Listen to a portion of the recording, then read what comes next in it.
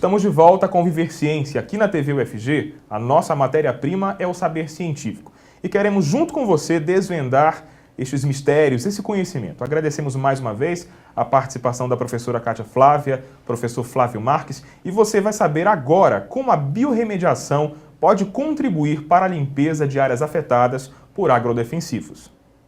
Prospecção de micro-organismos resistentes a agrodefensivos. Este é o título da pesquisa que estamos mostrando hoje aqui no Viver Ciência.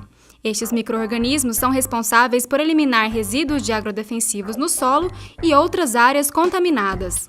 Nós tínhamos uma preocupação com esse uso dito então indiscriminado, porque já havia alguns relatos em várias partes do mundo de que estes compostos eles estariam comprometendo o funcionamento do ecossistema e que poderia, então, a longo prazo, nós chegarmos a um nível de contaminação ambiental dos lençóis freáticos, que são onde estão os depósitos de água potável, e aí a gente ter vamos dizer, um espalhamento desses compostos tóxicos, chegando então até as nossas casas. No decorrer da pesquisa, os estudos apontaram que o excesso de agrotóxico, com o passar do tempo, torna o solo improdutivo. A ação desses seres tão pequenos seria responsável por eliminar os resíduos. A ideia é a gente encontrar nestes solos que foram muito utilizados com o aporte de agrodefensivos, organismos que sobreviveram. Esses organismos, destes todos que sobreviveram, nós buscamos aqueles que são capazes de sobreviver utilizando os agrodefensivos como alimento e recupere, limpe o solo da presença desses compostos. A equipe já coleciona bons resultados e a meta principal é aplicar o conhecimento na recuperação do cerrado. É uma linha de pesquisa ampla, né? Os agrodefensivos no mercado, cada dia tem mais um sendo lançado e o nosso objetivo é testar um número máximo de agrodefensivos, principalmente aqueles que são utilizados em grande escala, principalmente no Cerrado Goiano ou no Cerrado, né? Esse é o maior objetivo que nós temos. Mas como toda pesquisa no Brasil enfrenta desafios, esta não seria uma exceção. Embora o governo tenha essa preocupação e algumas iniciativas no sentido de levar de volta o produto da ciência, o que mais entrava esse processo é talvez a cultura do empresário brasileiro. Nós não temos a cultura de acreditar no desenvolvimento de produtos nacionais. Sem o interesse do empresariado, isso acaba como um produto de prateleira.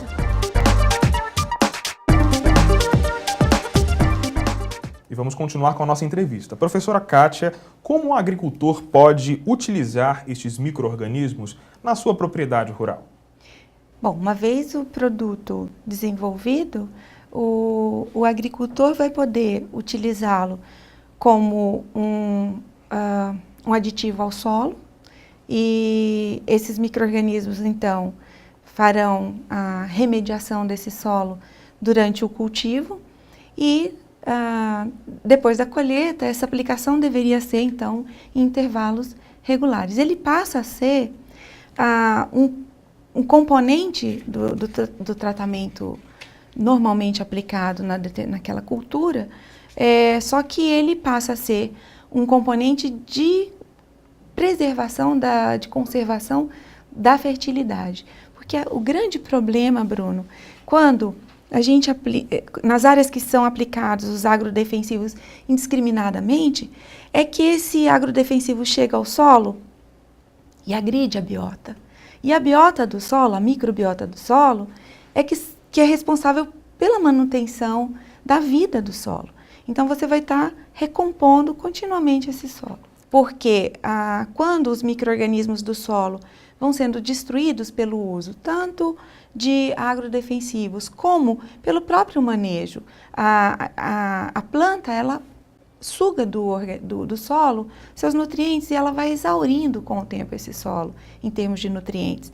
Então, um outro componente importante quando você repõe, você coloca esses micro-organismos no solo, é que quando eles morrem, eles passam a ser matéria orgânica do solo, portanto, recompõe de várias maneiras, seja por sua atuação direta, atuando sobre os agrodefensivos, seja por sua presença como matéria orgânica no solo. Aí fica a pergunta, professor, todas as áreas com excesso de agrotóxicos ou agrodefensivos podem ser biorremediadas?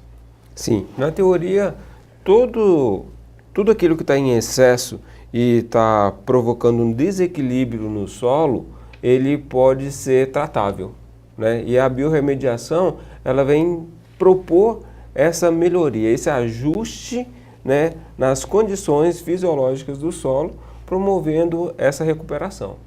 E um dos grandes objetivos desta pesquisa é desenvolver ou encontrar um produto para a biorremediação de resíduos industriais. Professor Flávio, como funcionaria então este produto? Em que fase se encontra esta criação dentro da pesquisa? Então, a biorremediação para produtos industriais é outro leque de processos, né, digamos assim. Porque cada resíduo industrial, ele vai necessitar de um grupo de micro-organismos específicos, né? Então, temos aí vários projetos, né, da biorremediação para esses produtos. No caso desses micro-organismos, que é o objeto desse trabalho, nós começamos a trabalhar com um agrodefensivo em particular, que é o mais vendido no mundo, um produto de uma empresa multinacional, e conseguimos chegar a um pool de organismos que degradavam, que foi a primeira etapa do trabalho do Flávio. Quando nós avançamos aí com o projeto e pegamos esses micro-organismos e começamos a testar com outros agrodefensivos, nós vimos que para uns ele era mais efetivo, para outros um pouco menos. Então, voltamos ao solo para buscar outros micro-organismos. Hoje, a gente sabe que para fazer a biorremediação em todas as suas etapas, sem ser mais um agressor para o meio ambiente, nós vamos ter que realmente fazer o que a gente chama de consórcio, que é um conjunto de micro-organismos que atuem sobre um conjunto de agrodefensivos para cada cultura. Igual você tem o agrodefensivo para soja, para cana-de-açúcar, para o milho, você vai ter o biorremediador que vai ter maior eficiência para cada uma dessas culturas. Para você que está nos acompanhando a partir de agora, esse é o programa Viver Ciência. Participe do nosso programa, participe do Viver Ciência, envie uma mensagem ou um e-mail também, ou você pode participar através das redes sociais, Twitter, Facebook. Acesse a nossa página na internet, continue conosco.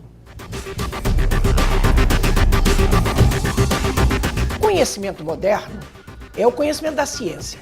O que é a ciência? A ciência é a tentativa de produzir um conhecimento que possa não depender da cultura ou da pessoa que conhece.